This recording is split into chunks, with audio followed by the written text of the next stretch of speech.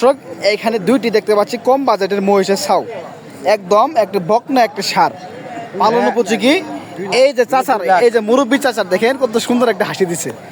এটা কত যাচ্ছেন মুরব্বী চাচা? এটা এটা বকনা 1,10,000 এত দাম চাচ্ছেন দর্শক? এটা কিন্তু বকনা 1,10,000 চা দাম। আচ্ছা এটা কি দেশি জাতের না? দেশি জাতের না? আচ্ছা দাম টাম হয়েছে আপনি এটা? দাম করতে আছে 80-85 বলে আপনার দাম হয় নাই? কত হলে ছাড়া যাবে এটা আপনি? 100 মুড়ি যান আগে 100 মুড়ি 90 প্লাস যেতে হবে।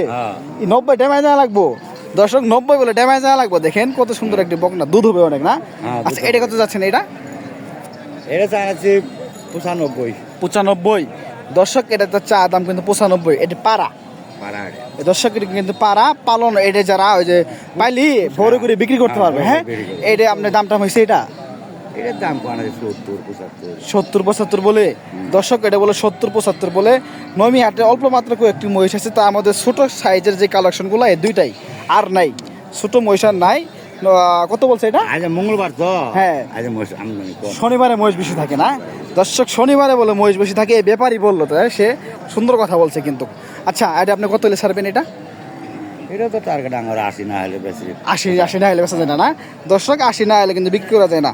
দুইটি সুপ সাইজের ছোট বাচ্চা এই যে